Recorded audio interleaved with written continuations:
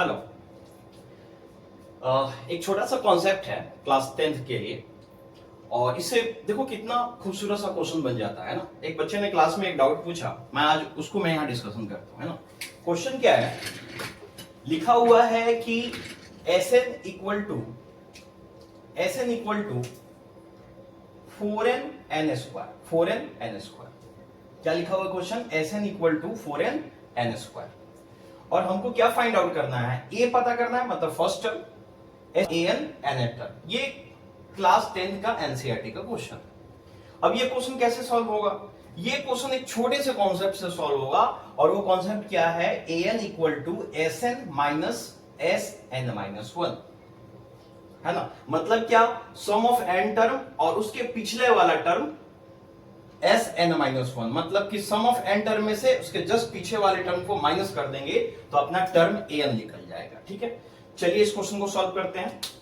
तो Sn equal to कितना लिखा हुआ अपना 4n माइनस n स्क्वायर। ठीक है, तो मैं सबसे पहले S1 निकालूंगा ना, जहां जहां n है वहां 1 पुट किया मैंने, n के जगह 1 पुट किया, n के जगह 1 पुट किया, तो 4 into 1 that is 1 minus 1, 4 minus 1 that is 3। अब 3 निकल गया, 3 S1 है, S1 क्या बनेगा, ये पहला टर्म बनेगा, फर्स्ट टर्म बनेगा, इसको हम लोगों ने a लिखा, that is first term. First term यहाँ क्या है, a1।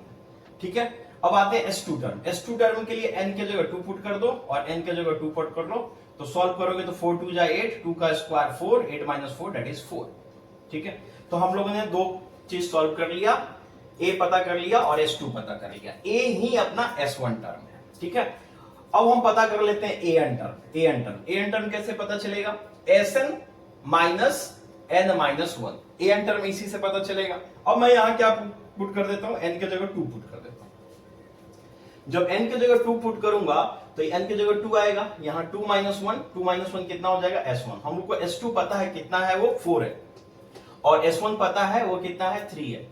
तो 4 माइनस 3 कितना होता है, 1, A2 हमको पता चल गया। ठीक है, अब आते हैं कॉमन डिफरेंस पता कर लेते हैं। कॉमन डिफरेंस कैसे पता होता है, ये अपना टर्म क्या है, अगला टर्म में से पिछले टर्म को माइनस कर देते हैं तो अपना कॉमन डिफरेंस पता चल जाता है। A2 कितना है, 1, और A1 कितना है, -3 है।